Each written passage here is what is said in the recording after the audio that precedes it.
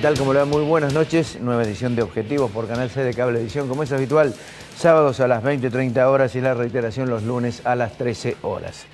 Obviamente el tema central de esta noche va a ser lo que está ocurriendo en torno a los holdouts, los fondos buitres, como quiera llamarlo, y la relación con la República Argentina. ¿Estamos o no estamos en default? Ese va a ser uno de los temas centrales que van a abordar Alfredo Blanco, Gastón Utrera, José Arnoletto, y vamos a hablar también sobre el final del programa o en el transcurso del programa, la respuesta o el derecho a réplica a Periodismo para Todos, el programa de Jorge Lanata y la acusación que realizó contra el ex titular de FADEA, Raúl Argañarás.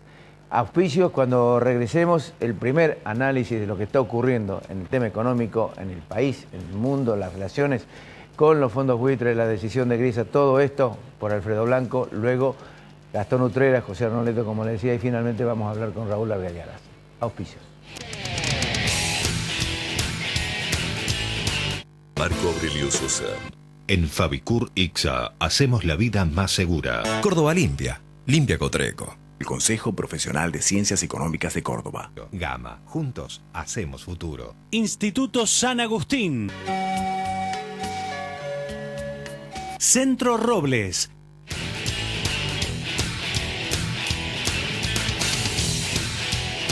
Análisis de lo ocurrido en el transcurso de la semana, lo que está ocurriendo por estas horas, luego de los auspicios de Alfredo Blanco.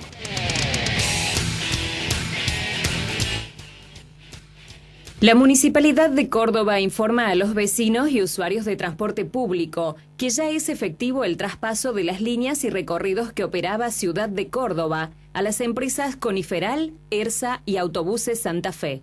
Especialmente queremos dejar claro a los usuarios de esos corredores que no hay modificaciones de líneas, paradas ni recorridos. Lo único que cambia es la prestataria.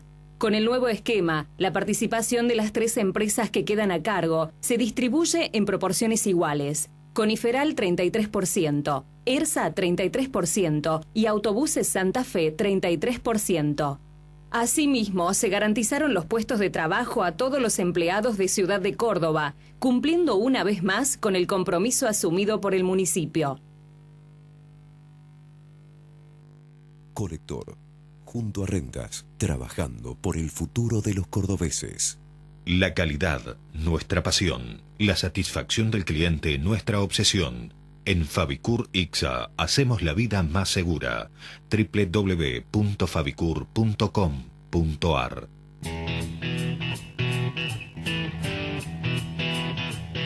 Marco Aurelio Sosa, 53 años liderando en caños de acero.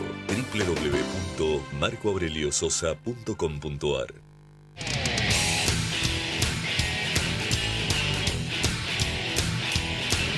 Alfredo, ¿qué tal? días ¿Cómo estás, calientes, Ricardo? horas calientes. Sí, bueno, seguimos el problema de negociaciones o no, según del lado que se mire, como si fuese, digamos, una novela que vamos viendo por capítulos, ¿no? Déjame que haga un pequeño resumen para fundamentar que creo que es absolutamente irrelevante discutir si estamos o no en default. Digamos, lo primero que me gustaría decir, lo hemos dicho muchas veces en el programa, que está claro que la estrategia de política económica tiene un costado, más allá de los problemas de la inflación, etcétera, tiene un costado de debilidad muy grande en que Argentina tiene una restricción por el lado de la disponibilidad de dólares. El gobierno, y esto al margen del discurso o de la retórica crítica hacia los organismos internacionales, etcétera, el gobierno parecía que había iniciado un camino que solo se explica si pensaba volver al mercado financiero. Claro. Digamos, arregló con Repsol, arregló con el Club de París, hizo un nuevo índice de precios siguiendo consejos del Fondo Monetario Internacional, arregló con las empresas que tenían juicio en el CIADI, con varias de ellas, digamos, todo hacía pensar que en ese camino iba buscando integrarse al mercado internacional, y en el medio de eso apareció, yo creo que de una manera no prevista, la decisión de la Corte de los Estados Unidos de decir no me aboco al caso, y entonces queda firme la sentencia del juez Griesa. Y a partir de allí apareció toda esta discusión. yo diría, uno podría dividir en dos posiciones. El gobierno, que de a ratos dice no se merecen que les pague, critica al juez y de a ratos dice yo estoy dispuesto a que hablemos con todos los acreedores, pero no me obliguen a hacer algo ahora que me puede traer un gran problema, y hace referencia a aquella cláusula que es RUFO, claro, por su sigla en inglés, que quiere decir derecho sobre una oferta futura. Es decir, si yo voy y le digo a los holdouts que le voy a dar algo que no le di a los del canje del 2005, los otros 2010, reclaman. entonces ellos vienen detrás de eso, ¿no? El procedimiento dice yo también, me too, le dicen. Bueno, se consideran como que tienen un derecho claro, adquirido también de reclamar. Entonces, pasamos varios días discutiendo si la cláusula RUFO iba a aplicar, si no iba a aplicar, si aplicaba solo si era voluntario y no si era una sentencia, etcétera, etcétera. Y luego apareció la decisión de un grupo de bancos nacionales de decir, bueno, nosotros vamos a intervenir poniendo una garantía. Eventualmente se habló de comprando los títulos.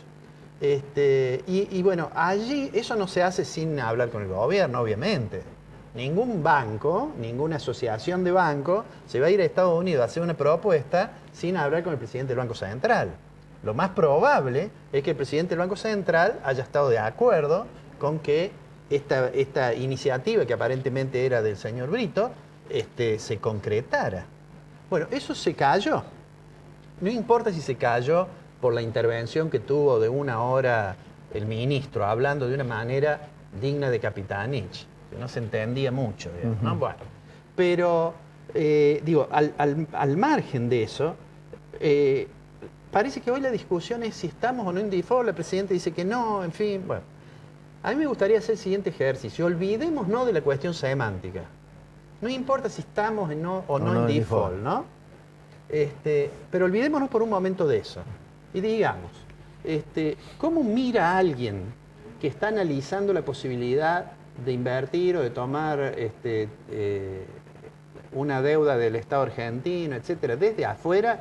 ¿Cómo mira a alguien a quien le dicen, mire, los tenedores de los títulos reestructurados que vencían esos 500 millones de dólares no lo han cobrado? En realidad a esa persona no le importa si el default es porque no pago o porque el otro no cobra. De hecho, si el otro no cobra, uno podría decir, bueno, no se ha concretado el pago, pero digo, al margen de la discusión semántica. No importa, supongamos que digan, no, en realidad Argentina no está en default, pero los tenedores de los títulos reestructurados no cobran. ¿Por qué? Porque el juez le dijo al Bank of New York Mellon que no puede pagar. ¿Cómo vería eso alguien de afuera? Obviamente lo ve como un riesgo más alto. Entonces, de hecho, esa situación es una situación compleja, y si Argentina no piensa hasta enero tratar de cerrar el frente, vamos a tener un segundo semestre seguramente complicado. La noticia de ahora, de hace algunas horas, recordamos que nosotros estamos grabando el viernes a la tarde, es que en el contexto, en la asociación hay una asociación formada por bancos, por corporaciones y por operadores con derivados financieros. Sí. Esa asociación tiene un comité formado por ellos mismos, no es una cuestión no es algo oficial del Estado, es una asociación internacional donde están muchos bancos, está Citibank, está JP Morgan, bueno. Y tiene un comité que a pedido de alguno de sus asociados, esa asociación tiene 815 adherentes a esa asociación. A solicitud de uno de esos asociados, hay un comité que toma el tema. En el caso de Argentina, ayer la UBS, la Unión de Bancos Suizos, el banco ese, sí, le preguntó, dígame si estamos en presencia de un hecho, de un default de los títulos argentinos. Le planteó la pregunta. Claro. Votaron hoy. 15-0. Dijeron, están en default. Claro, si uno después mira, ve que los que votaron allí, entre otros, vota el Elliott Management Corporation, claro, que es una de los grupos que tiene una sentencia a favor. Uno puede hacer todas esas consideraciones, ¿no es cierto? Puede decir, está el Credit Suisse, que es un banco que recordarás que cuando yo estaba de viaje en una de de las comunicaciones, te decía, le Le habían puesto metieron una multa una en multa Estados Unidos de por- $1.600 millones. Bueno, uno puede hacer todas las consideraciones. Por supuesto está Deutsche Bank, está JP Morgan, está Morgan Stanley, está una gran cantidad. Pero lo concreto es que, ¿por qué dicen que se ha producido un hecho crediticio de impago? Porque esa pregunta se hace, porque eso dispara un derivado que se llama Credit Default Swap, que es un seguro por default, que ni siquiera tenés que tener el título para tener el seguro, ¿eh? Es decir, vos podés tener un título de Argentina y lo contratas porque pensás que puede caer en default. Ahora, yo puedo no tener un título en Argentina, y contratar ese seguro, Ese ¿eh? seguro. Lo cual tiene una cierta dosis de perversidad, porque obviamente yo voy a tratar de que Argentina caiga en default. Si Claro. total, mi único negocio es cobrar el derivado ese. Bueno, pero digo, uno puede hacer todas esas consideraciones. Ahora, el hecho objetivo es que no importa si la palabra se llama default o hay que inventar una nueva, como sugirió la presidenta en el discurso hace algunas horas. El hecho objetivo es que para alguien que mira de afuera dice, en Argentina no están pudiendo cobrar. ¿Será culpa de Griesa? ¿Será culpa del capitalismo financiero salvaje? ¿Será culpa de quien sea? Pero el que está mirando la Argentina dice, y acá hay un riesgo más grande. Eso no lo puede ignorar el gobierno. Porque si el gobierno no logra cerrar este frente, y más allá de las cosas que se dicen, que ahora que se dispare el pago de los seguros, alguien puede pedir adelantamiento, todas esas cuestiones, está lleno de expertos hoy en la Argentina, muchos de los cuales no han visto nunca un título de la deuda de Argentina, ni han leído el prospecto, que es donde tendría que ser el contrato. Pero todo eso no importa. Lo concreto es que hoy, en esa reunión rápida, 15-0, dijeron hay un hecho de impago. Eso, después de un proceso, va a disparar el pago de los swap, estos por default. Por default. Pero además la pone a la Argentina en una situación complicada, sin que pase ninguna otra cosa ulterior. En una economía que venimos con recesión, esto lo que hace es alejar las posibilidades de reactivación y probablemente genere dificultades adicionales. Acá hay un detalle simple, que no es anecdótico y que responde a las reglas de juego cuando vos tomás una decisión de las características que tomó Labaña y Néstor Kirchner. El lugar donde se discuten las cuestiones jurídicas es donde está el acreedor, no el deudor. Esto es lo mismo que un contrato de alquiler de alguien del interior que viene a alquilar un departamento en Córdoba. La jurisdicción son los tribunales de Córdoba, no de donde vive el tipo. Y esto me parece que también está siendo disimulado a la hora que... Sí, pero es decir, además Griesa puede ser un juez pedorro, como dijo De la Sota, ¿me entendés? Poco académico, pero puede ser un HDP como lo tratan en los sectores kirchneristas.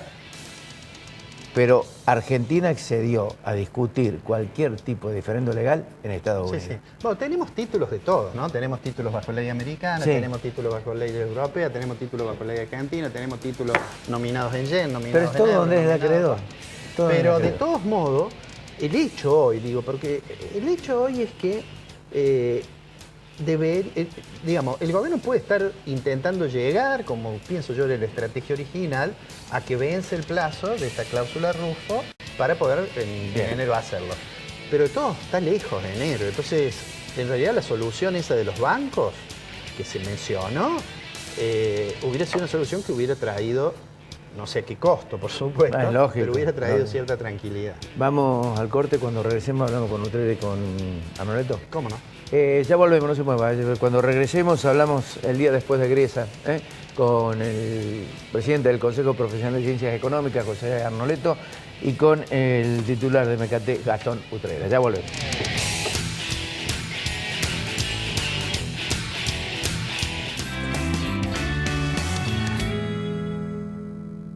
Si usted es un profesional en ciencias económicas, aunque trabaje en relación de dependencia, debe matricularse en el Consejo de Ciencias Económicas. Marco Aurelio Sosa, 53 años liderando en Caños de Acero. www.marcoaureliososa.com.ar. La calidad, nuestra pasión. La satisfacción del cliente, nuestra obsesión. En Fabicur ICSA hacemos la vida más segura. www.fabicur.com.ar. Instituto San Agustín. Atención especializada con sistema de autorización y provisión de medicamentos oncológicos. Confiabilidad y seguridad. Certificación en normas ISO 9001. IMIX. Sistema de autorización y provisión de medicamentos oncológicos. Confiabilidad y seguridad. Certificación en normas ISO 9001. Gestoría del automotor, inscripción inicial, transferencias, verificación a domicilio, todo lo relacionado al automotor y motovehículo. Gestoría Carafa, Avenida Carafa 2741, teléfono 155 44 08 98.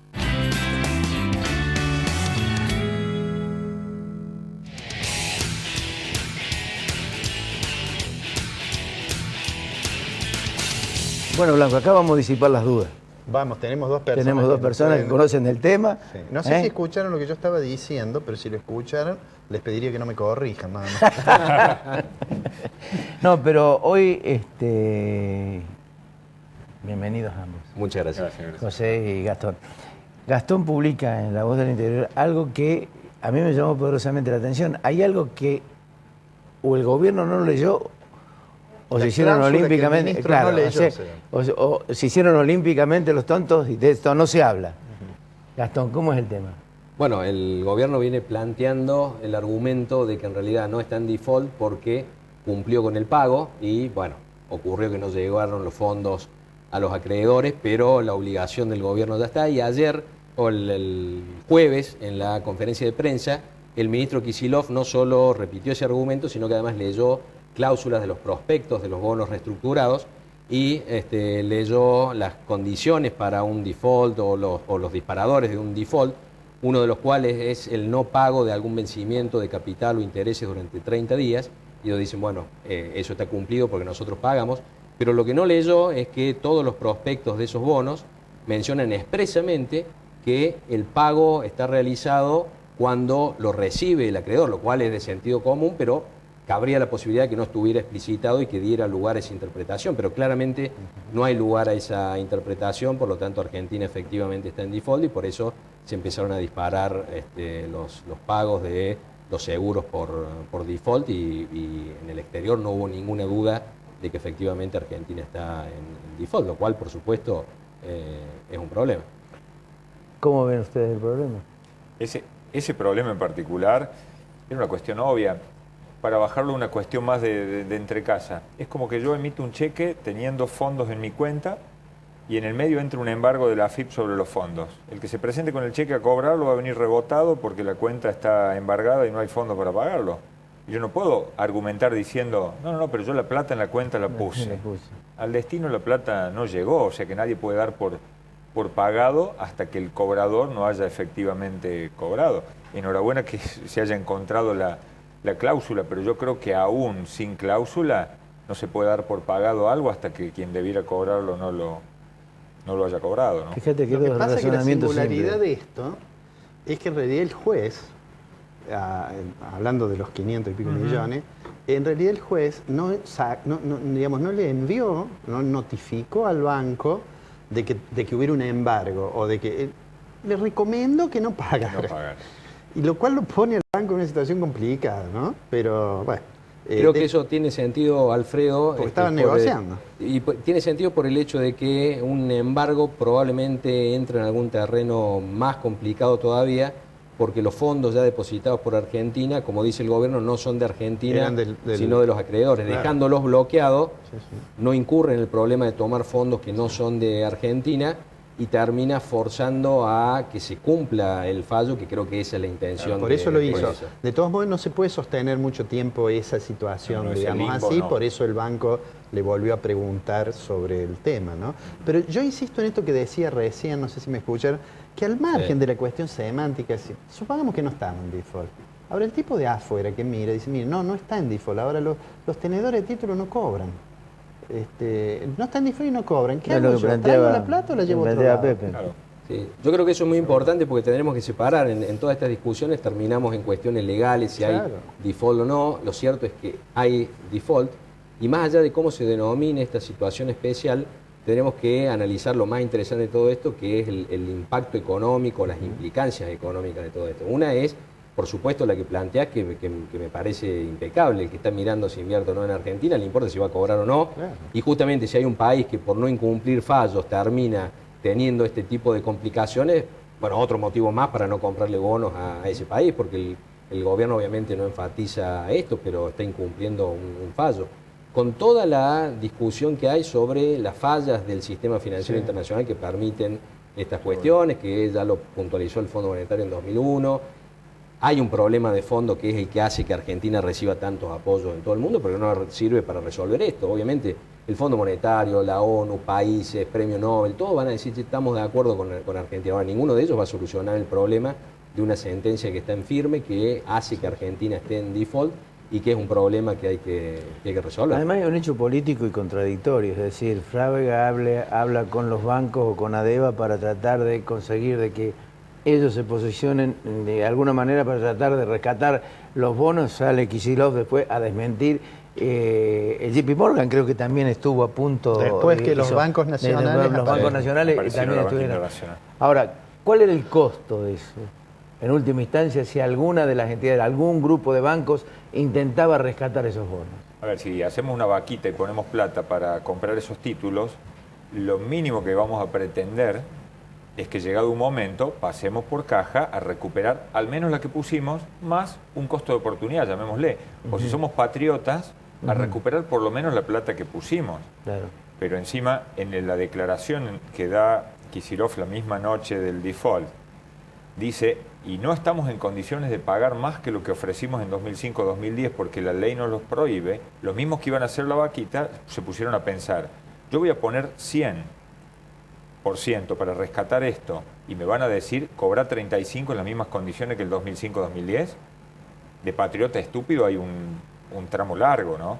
Sí, voy a hacer una defensa de Kicillof. Por favor. Es una cosa que no, yo creo que no debe dar mucho rédito por estas horas, pero en realidad los bancos también tenían interés propio en eso. Por supuesto. Porque algunos de ellos son tenedores de títulos reestructurados. Entonces, si hay una crisis muy grande, a lo mejor me imagino una ecuación en la cual digo, pongo los 100 pesos. Sí. ¿Cuánto estás dispuesto a hacer? El 1 de enero comparto el pan dulce con el gobierno, brindamos, y el gobierno me dice, mira, yo no puedo darte más de 40 pesos o 35 pesos, y la diferencial es a 100 es lo que no me cayeron los títulos que yo tengo en mi cartera de los reestructurados. Te hago otro número, Alfredo. Lo que pasa, y además creo que Kicillof no creía eso que él decía, que no sabía nada, porque no podía decir otra cosa. Porque yo creo que el temor del gobierno en eso de la cláusula Rufo puede ser visto de dos puntos de vista. Como que es un legítimo temor, que supongo que lo deben tener, o como es un argumento porque el gobierno está decidido a no cumplir esa sentencia, que es lo que piensan algunos, ¿no? Ahora, por alguna razón, no sé si habrá sido por el discurso, no sé por qué, no acordaron con los fondos, y fue cuando después entró, creo que JP Morgan, a ver si podía hacer algo. Esos son buenos muchachos, toda esa gente, ¿eh? JP Morgan acaba de votar en el comité que determina que Argentina esté en default, como vota Elliott, que es uno de los fondos que tiene la sentencia favorable. Supongamos, Alfredo, que JP Morgan sigue teniendo los 6.000 millones de dólares de los títulos de Repsol. Y supongamos que en un default donde se empiezan a caer todos los bonos, como un dominó, se empiezan a acelerar los bonos, perdés 20% del valor. Quedas con títulos que valen 4.800 millones de dólares. Contra esos 1.200 de diferencia, más otros bonos que tengas de Argentina, más seguros de default que tengas que pagar, podés mirar los números y decir, a ver, ¿cuánto hay que poner con esto? Ponemos 1.600 millones y no me vas a dar títulos por ese valor cuando venza la cláusula Rufo, sino que me vas a dar títulos de la reestructuración y bueno, me quedan por cubrir unos 1.200, 1.300 millones de dólares, que es lo que tengo que comparar con las pérdidas que tendría con un default. Con el mismo default que dice Kicillof que no tenemos, pero que es el default que hace que tenga sentido que JP Morgan esté sentado mirando los números. Creo que lo que hizo Kicillof en el fondo es, así como critica a Griesa por haber tercerizado algunas decisiones en los fondos buitres, tercerizó el problema Sí, en el que se sistema arreglen los bancos, financiero. claro. Sí, sí. En la opción original, cuando estaban negociando los bancos de ADEVA, la lógica era ponemos la plata ahora y después que no esté la cláusula Rufo, negociamos, pero en esa opción el gobierno, y en la lógica de la Presidenta, de Kicillof, tenía que volver atrás con su postura original porque iba a terminar pagando el 100% de esos títulos, solo que no a los buitres originales, sino a los banqueros, que también en muchos aspectos ellos desprecian, pero le iban a tener que pagar el 100%. Con esta opción, en realidad, dejan que el mercado se arregle y lo solucionen por su cuenta, obviamente asumiendo mucho riesgo, porque mientras tanto la economía está o el gobierno está, el Estado está en default, se va complicando más la economía que ya venía complicada y en realidad no está planteando ninguna solución el ministro, está planteando solo que va a seguir firme en ese curso. Ahora, José, ¿qué rol cumplen casi el 93% de los que quieren cobrar? Bueno, ahora ese 93%. Hay una cuestión legal que entiendo que ahora corre un plazo de, creo que no llega ni a 30 días, en donde pasa a considerarse de plazo vencido la obligación. Con lo cual también pueden ser parte interesada en que haya, o van a ser, y necesariamente son una parte interesada del arreglo, porque si no, sus papeles pierden valor, su flujo de caja que esperaban de ir cobrando las amortizaciones y la renta también se cae, o sea que van a pasar a ser actores activos. ¿Por qué? Porque si no, si pueden exigir la totalidad de la creencia, es como que tengas un crédito hipotecario a 120 meses, te atrasás 3 cuotas, un plan de pago con la AFIP, te atrasás 3 cuotas, el plan queda caduco, pasa a ser exigible la totalidad de la deuda. Con un 25% de ese 92,4% que pidan el vencimiento, la caducidad de los plazos, eso opera y pasa a ser exigible la deuda. Con lo cual, lo que los economistas le llaman el perfil de la deuda, los vencimientos escalonados que Argentina tenía en el futuro, todo eso cambia y pasa a ser una exigibilidad inmediata que le agrega más nafta al fuego de la situación. ¿Puede elegir otro lugar de pago? Sí, puede. ¿Puede elegir otro lugar de pago para ese 93%? En realidad está haciendo otro canje y tiene que juntar ciertos porcentajes, con lo cual va a agrandar el porcentaje de holdouts, porque van a quedar los originales más los nuevos de estos créditos. Da la impresión, si el gobierno no hace nada, da la impresión que, y si no ocurre algo, digamos, por fuera, un tercero que resuelve el problema, da la impresión de que estos riesgos, el riesgo de aceleramiento que menciona Arnoleto, las posibilidades de ese cross default y demás, da la impresión que el gobierno, creo yo, piensa que va a llevar su tiempo y que va a llegar en enero y que va a levantar el default en enero. Probablemente creo que está apostando en un escenario intermedio. Todo el mundo estaba viendo que o llegaba la famosa cautelar, el famoso stay para permitir el pago y no entrar en default y arreglar todo en enero, o se entraba en default y se caía toda la deuda. Pero ocurre que esas cláusulas de aceleración no son automáticas, sino que son voluntarias, y ahí se le plantea la disyuntiva al tenedor de bonos discount, en este caso, o par, en el caso de septiembre, de si yo pido la aceleración, junto el 25% y pido la aceleración, se hace exigible, se lo van a pagar mañana. Al contrario, va a quedar y van a empezar a caer el resto de los bonos, de tal manera que va a aspirar a cobrar dentro de 2 o 3 años, cuando haya un nuevo gobierno que haga una nueva reestructuración. Más fácil que el anterior, porque no va a requerir quita, sino simplemente tomar el bono que está acelerado, que está vencido, y dar un bono de las mismas características, pero que empiece a funcionar regularmente. Frente a la alternativa de, si esperamos, no activamos la cláusula de aceleración, total sabemos que el gobierno apunta a enero y tenemos la chance entonces de cobrar en enero cuando se levanten estas restricciones de griesa y los fondos sigan el curso de haber seguido.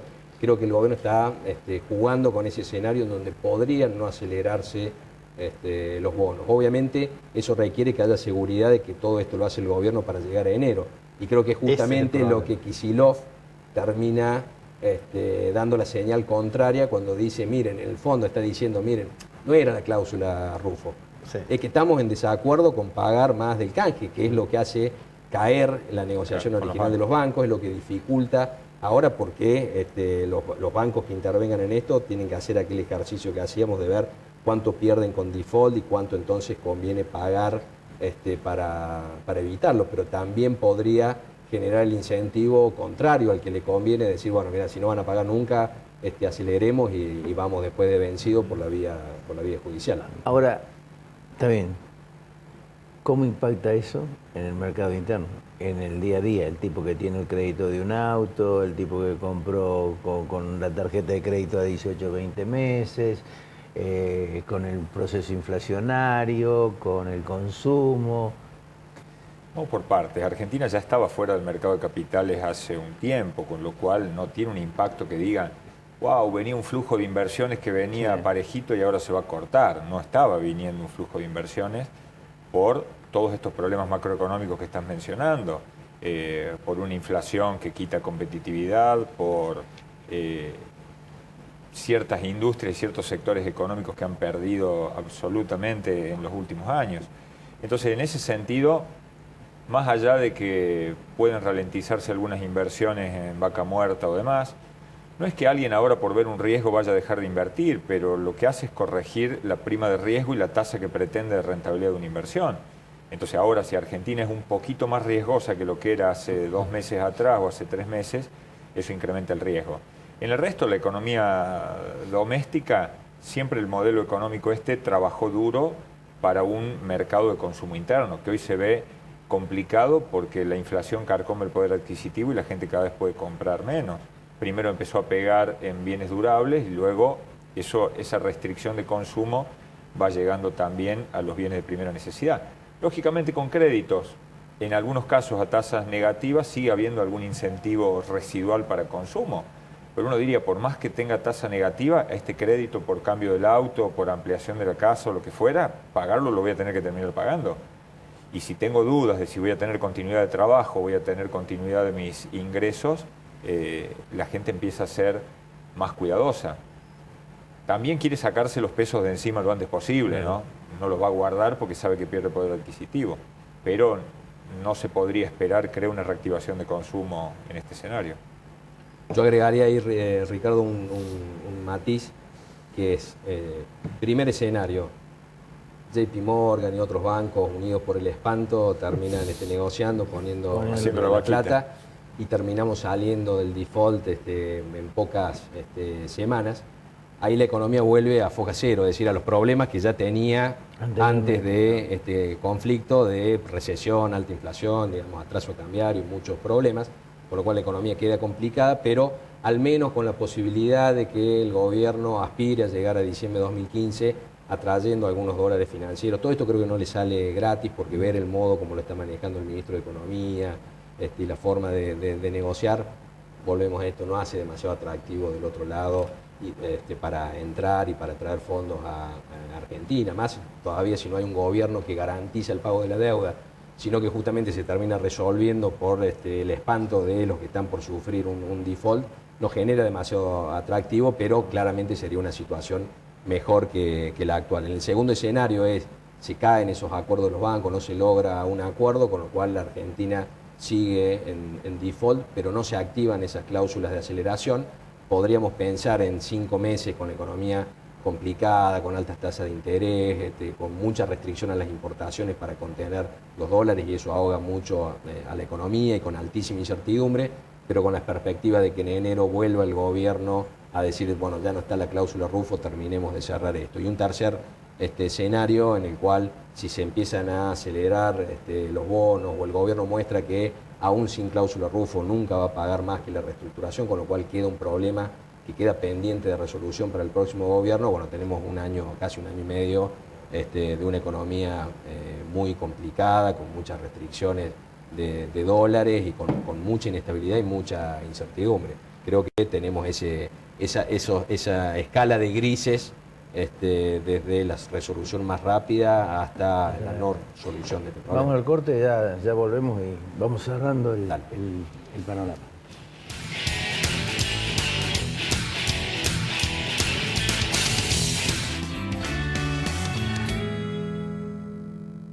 SIAFA, Sistema de Autorización y Provisión de Medicamentos Oncológicos. Confiabilidad y seguridad. Certificación en normas ISO 9001.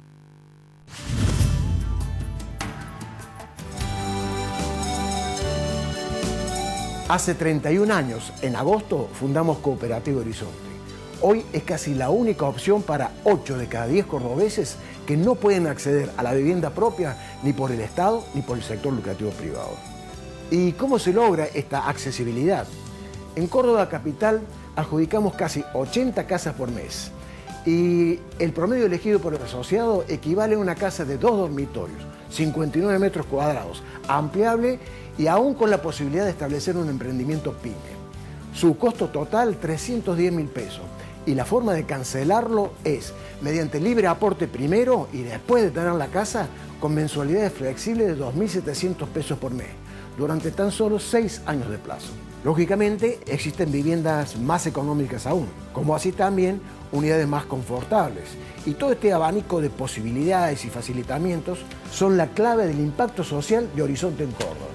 Horizonte cumple 31 años y bien cumplidos.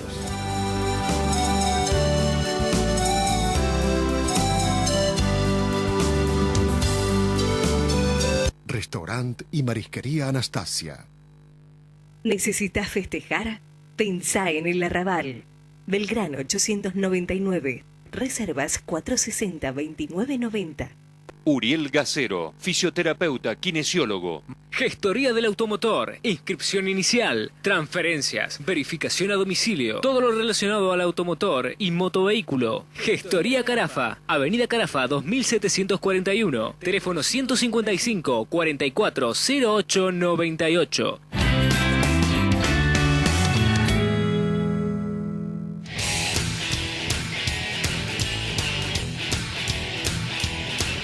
Blanco. No, estábamos hablando, me interesaría que refieras esa interpretación que hacías, que no tiene que ver con lo económico, en relación a la posición de Argentina. Yo personalmente creo que en la instancia en que llegó, lo único que podían hacer era eso, digamos, radicalizar el discurso. Y yo pensaba que eso lo hacían porque tenían bien estudiado todo y tenían el acuerdo con los bancos. ¿Le creíste a Kicillof cuando dijo? Yo siempre le creo a la gente. Pero sé que no estaba tan bien estudiado porque, bueno, estamos en un clima de incertidumbre, que aunque ahora se arregle el escenario más favorable de los tres que planteaba Gastón, de todos modos el costo a nivel internacional para Argentina es tremendo. Es tremendo. De hecho, la imagen de que no cumplimos los contratos ya está de una manera... Aún de aquellos que critican el fallo Igriesa, todos los artículos que hay, todos comienzan diciendo que Argentina es un defaulteador serial, digamos. Sí. Pero la interpretación... La interpretación me interesaba eso, vos decís que no tiene que ver tanto con lo técnico, sino quizás tiene una estrategia política. Sí, no cabe duda. Es decir, en un escenario en donde no iban a poder arreglar o iba a tener implicancias económicas, han ido a un discurso que vende el patrio buitre, el encolumnar a la gente como en su momento fue Braden o Perón, o el patria sí, colonia no. Lógicamente que son discursos que encolumnan a la gente, porque uno diría, si yo tengo que decidir si estoy más cerca del pensamiento de los buitres o de la oposición argentina, y me encantaría estar del lado de la oposición argentina, entonces eso lleva a un reordenamiento de una militancia que ya estaba viendo cómo los problemas económicos iban minando algunos de los principios básicos del modelo. El principio de la reubicación social, el principio de la inclusión, con precios que suben más alto que lo que suben los salarios, la línea de pobreza se va para arriba, la tasa de desempleo aumenta también y estaban minando ciertas bases de un modelo y ahora vuelven a la radicalización del modelo político siendo una cuestión ideológica. Si no están de acuerdo con nuestra posición, están del otro lado y nadie quiere sentirse del lado de los buitres. Más allá que podemos discutir si es lícito o no comprar un bono a un valor de mercado y después exigir su valor nominal, como pasó con los licor en Córdoba, como pasa con cualquier título, ¿no? José, ¿cuánto dura eso? El que se entusiasma, como se entusiasmó en su momento, digo por citar quizás una situación que no es para nada comparable, pero como que la gente, cuando nos entusiasmamos con Malvinas, duró un tiempo, ¿no es cierto? ¿Cuánto dura esta cosa así? Estamos en esta epopeya liberadora y si la situación se va complicando y empieza a haber problemas en el mercado de trabajo y de hecho hay un nivel de conflictividad social más alto. Bueno, pero al menos ya hay un culpable. En los últimos años la culpa era del campo, la culpa era de los actores económicos, ahora la culpa es del mundo que está contra nosotros. Ese modelo ideológico de todos contra nosotros va a durar un tiempo. No sé si llegará hasta me las parece, elecciones. si lo que pasa es que en última instancia o no se explica bien o se quiere entender. ¿Por qué? Porque está cierto lo que dice la presidenta, esta no es nuestra deuda. A pesar de que ella tuvo mucho que ver en la época de la década del 90 y todo lo demás, y haber avalado la política neoliberal de la década del 90 y la construcción de deuda. Dejémoslo pensar. Vamos a partir del hecho de que ellos arreglan la deuda. Labaña, Kirchner arregla la deuda. Ahora, ¿quién decide a dónde se va a discutir legalmente cualquier diferendo? ¿Quién es el que decide? Kirchner y Labaña. Son los que deciden los tribunales de Estados Unidos, porque no hay ningún otro arreglo de deuda que se vaya a dirimir en el lugar del deudor, no del acreedor. Pero pido gancho ahí. Sí. Si yo era uno de los que tenía bonos en ese momento y me ofrecían otra cosa que no sea una garantía legal de Estados Unidos, probablemente yo no aceptaba. Si me decía, mira, y si nos peleamos lo vamos a tratar en Comodoro Pi en Buenos Aires, no, deja nomás. Ejecutamos Precisamente sentencia. por eso. Mirá si te toca Boyarvide. Pero precisamente No lo por eso, quise porque mencionar, generalmente nunca los tribunales a donde se dirime un problema legal de una deuda es el del deudor. Ricardo, pero pasa en cualquier contrato, vos celebrás un contrato de Sí, alquiler, hablamos con Alfredo de eso. Lo último que aparece en un contrato antes de la fecha y la firma es ¿qué pasa si nos peleamos? ¿Dónde vamos a litigar? Y a manera de eso que vos decías del cheque que te presentaste de embargo de la ficha, le decía un contrato de alquiler de alguien del interior que alquila un departamento en Córdoba. ¿Cuál es el tribunal? Acá no va a ser en San Francisco, ni en Río Cuarto, ni en Villa María. A menos que le vayas a alquilar un inmueble comercial a una firma grande que tiene domicilio en Buenos Aires y que ahí quien te va a poner la condición negociadora seguramente va a ser esa empresa. Es probable. Y te va a decir, no, acá el más fuerte en la negociación soy yo, lo pongo.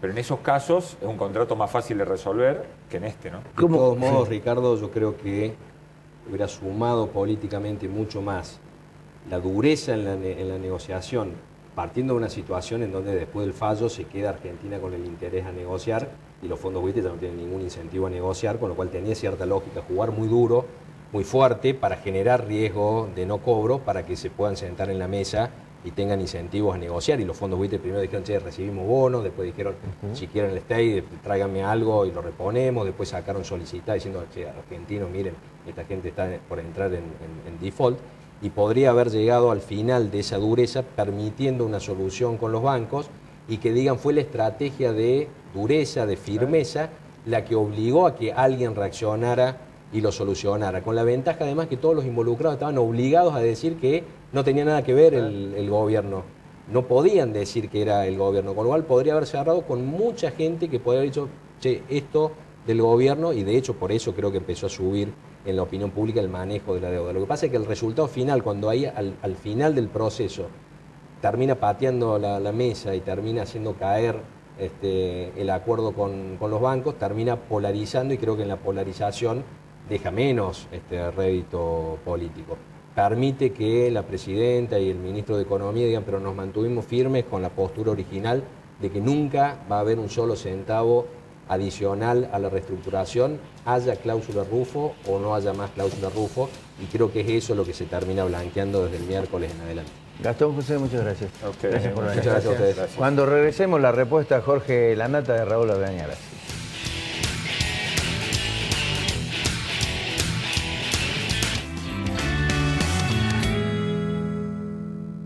Confirmado. En Córdoba está tu mejor inversión inmobiliaria. Obtené hasta un 30% de rentabilidad. Invertí en Ciudad Gama, el desarrollo más importante del interior del país. 17 torres con amenities en un entorno natural de 16 hectáreas. Elegí tu departamento de 1, 2 o 3 dormitorios. Llama gratis y un asesor te visitará en tu ciudad. 0800-777-4262. Llama ahora y cerrá un buen negocio. Gama, juntos hacemos futuro. Centro Robles, un centro integral de diagnóstico cardiológico no invasivo. La Rañaga 94, segundo piso, 0351-460-1400 o 460-1700. Reina Hada Peluquería. Hernán Lépez, Herrería Artística. Rejas, verjas, soldaduras a domicilio.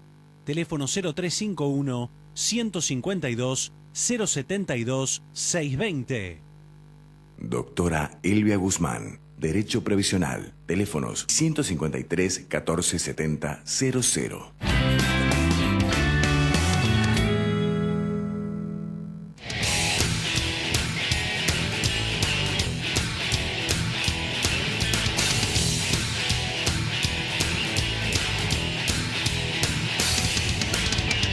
Alfredo, este avión trajo problemas. ¿El avión? O lo que hay detrás del avión. Los problemas muchas veces los traen las cosas que se hacen públicas. Se hacen públicas. Sobre todo cuando son de cierta gravedad.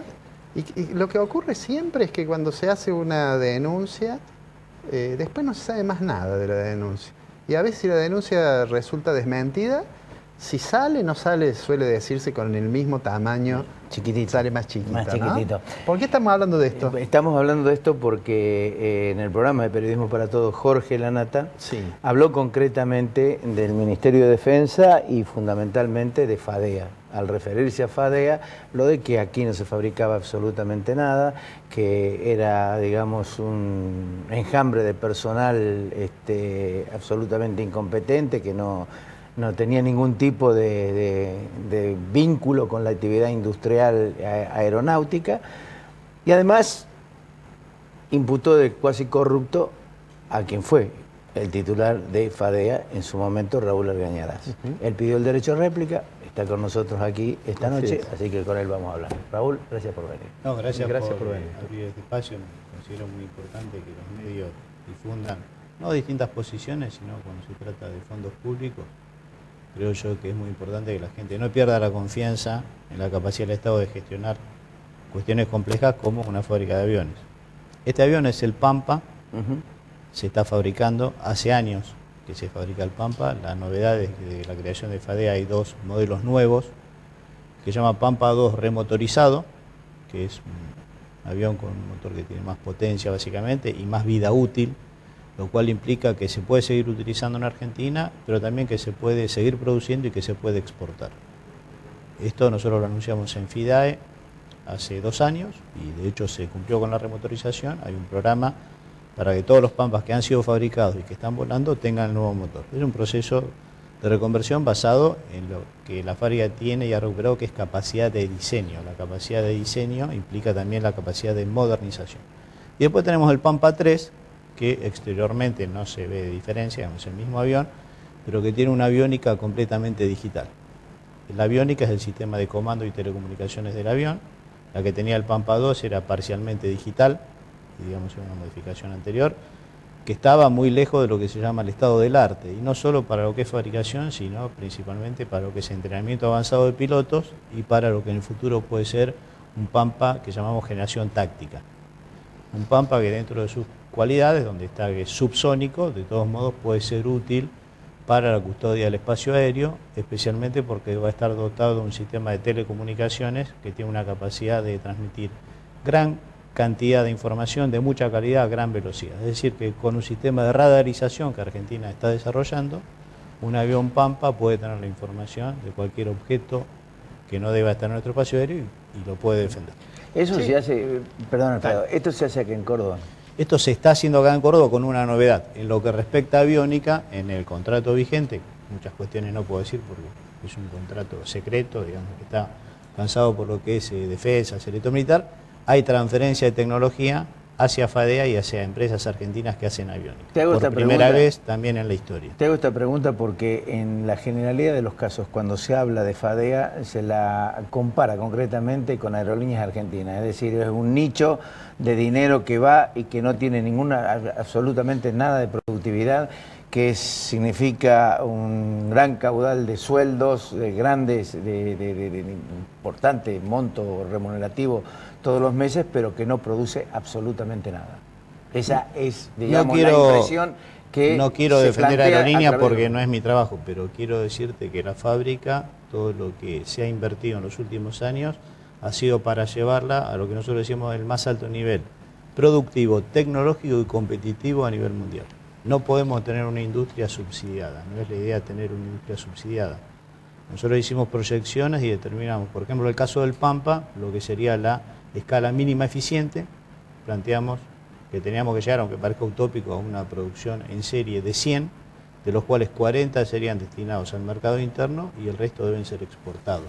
Alfredo. Sí, yo siempre he tenido, digamos, con la fábrica uno tiene como sentimientos encontrados, ¿no? Nadie que conozca el desarrollo industrial de Córdoba puede omitir que el nacimiento está asociado cuando en el 27 se creó la fábrica. Claro. En el 27 se creó la fábrica, ¿no? Bueno, pero a su vez yo soy de los que he dicho muchas veces que es una fábrica de prototipos.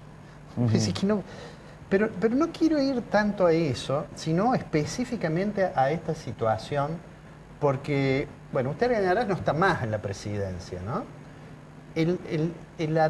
Digamos, lo que salió al aire, más allá de la crítica a que la Fuerza Aérea no tiene avión y al hecho de que las Fuerzas Armadas están desmanteladas, sin equipamiento, bueno, pero en el hecho puntual que a mí realmente también me llamó la atención mucho, fue que dijo, bueno, no, el presidente se ha ido y el gobierno lo ha sacado porque allí el gobierno ha considerado, o la razón que tiene, es que hay corrupción.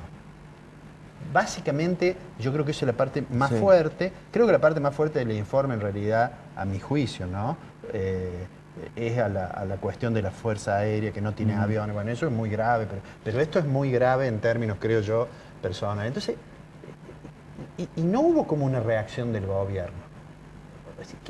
¿Qué puede decir de esta especie de acusación lanzada al aire? Es decir, este presidente se fue porque le imputaron algún hecho irregular. A cualquier otro funcionario el gobierno hubiera salido a desmentirlo o por lo menos a cuestionar el informe de la ANATA. Yo no escuché que salieran a favor de Guerreña. No sé, yo por eso estoy preocupado. Bueno, de todos modos, eso es como decís vos, no sé si a todos los funcionarios los defienden, pero lo que refiere a mí, si yo tengo que demostrar mi inocencia, estoy complicado. Entonces yo creo que los que tienen que demostrar mi supuesta culpabilidad son los que dicen que hay problemas con fondos, desvío de fondos. El gremio, que antes era hegemónico, yo prefiero no mencionarlo, dice en una revista para sus afiliados, que en la fábrica son solamente actualmente el 4%, es decir, son muy pocos, que hay fraude contable. Yo no puedo demostrar que no hay fraude contable. Lo que puedo demostrar es que hace 7 meses que me fui a la fábrica, renuncié cuando cambió el ministro, fue en junio, renunciamos junto con los integrantes del comité ejecutivo, insistimos en que las renuncias fueran consideradas en la primera asamblea que se hiciera, fueran rechazadas o aceptadas, y personalmente considero que es muy bueno que haya cambiado el directorio para que pueda haber una renovación en la gestión, porque entramos en una etapa completamente distinta. Desde que yo me fui no tengo ningún reclamo, claramente no hay ninguna causa ni denuncia, y si lo tuviera me defendería. ¿El directorio encontró irregularidades, el nuevo directorio? No que yo sepa. La primera noticia que sale en ámbito financiero mezcla información sobre deudas, que yo llamo obligaciones contingentes vinculadas justamente al contrato Pampa, que fue aprobado por el Poder Ejecutivo un año después de que comenzó a funcionar, lo cual nos generó, por supuesto, un desfinanciamiento y problemas con los proveedores, pero no implica ningún desvío de fondos, simplemente nosotros empezamos a cumplir el contrato como correspondía, cumpliendo con nuestra obligación como funcionarios, cumpliendo con la obligación que tiene la fábrica, en este caso FADEA, como concesionaria del ex área Material Córdoba, que es tener la capacidad de seguir produciendo el Pampa. Es decir, lo que nosotros hicimos era obligatorio y lo hicimos en el marco de un contrato. Ese contrato fue finalmente aprobado, lo que pasó fue que estuvimos trabajando todo el año, el contrato no se monetizó, no pudimos cobrar ningún anticipo, no pudimos facturar ninguna hora producida y no pudimos cobrar lo que se llama el Fondo Rotatorio para Materiales. Entonces, la nota de ámbito que dice que hay deudas, yo llamo obligaciones contingentes, es cierto, pero lo que dice respecto de desvío de fondos es absolutamente falso. Yo he pedido derecho a réplica a ámbito y supongo que en el futuro, si no hay derecho a réplica, o sea, no hay la posibilidad de contestar, debería ser un juicio que va a tardar seguramente 2 o 3 años. Estoy en Córdoba a disposición del directorio, del ministro de Defensa, de los periodistas, de los trabajadores, de los vecinos, de los que tengan dudas respecto a mi honestidad. ¿Y el directorio le dijo algo después del programa de la ANATA? No, pero nosotros no tenemos contacto prácticamente, no estamos... Argañarás, ¿hubo intencionalidad política de despegarse de usted, de desalojarlo de... Soltarle la mano, decís vos. No, pero yo no hago ese análisis porque yo vine a cumplir con una función, con una misión complicada, no solo, es decir, con el apoyo de mucha gente, creo que lo cumplimos exitosamente, eso ha sido reconocido en una nota del ministro de Defensa que ¿Pero por qué nosotros... se va usted porque cambia el ministro de Defensa? ¿Por qué no se queda? ¿Y que el ministro de Defensa en última instancia le No, voy a porque pedir la nosotros presentamos, no hace falta que me pida renuncia, yo presenté la renuncia porque es lo que corresponde. Considero que el equipo del ministro de Defensa tiene que integrarlo con quien él considere necesario. En este caso, el secretario de Ciencia, Tecnología y Producción para la Defensa tiene todo el derecho de organizar un equipo con gente de su conocimiento, de su confianza. Y mi obligación... ¿Fueron todos? Sí. Ajá. ¿Y usted sigue siendo kirchnerista? Yo soy peronista. Ah, eso no me Está bien.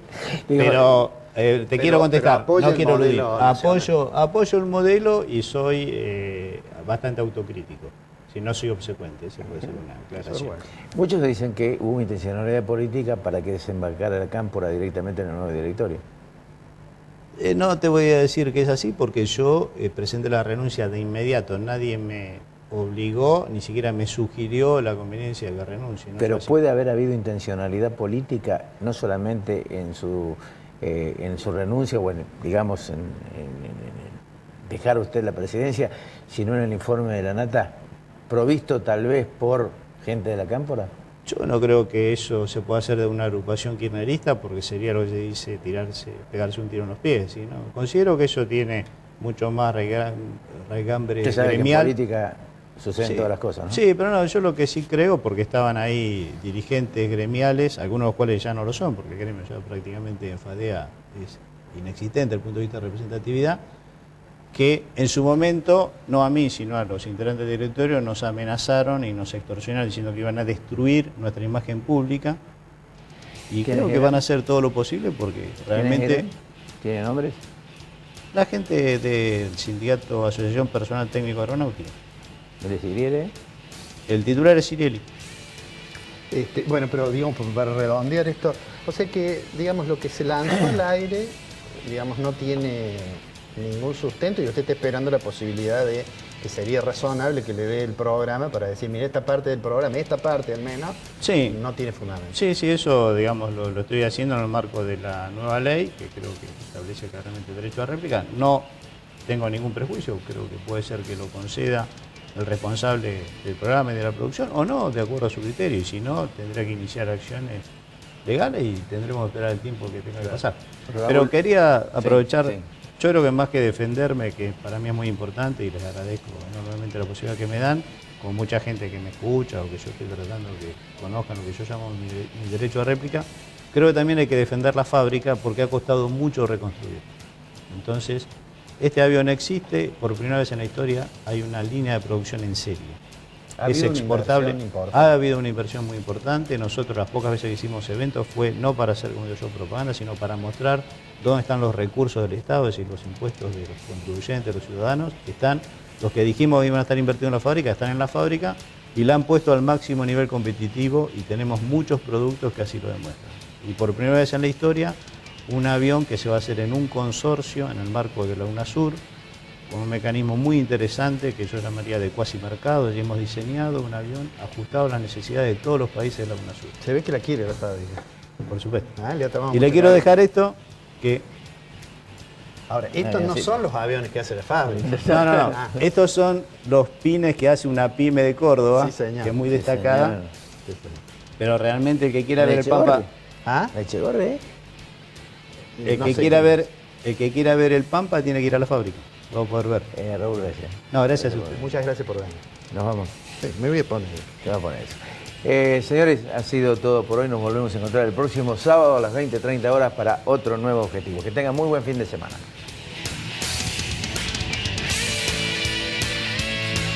Marco Aurelio Sosa.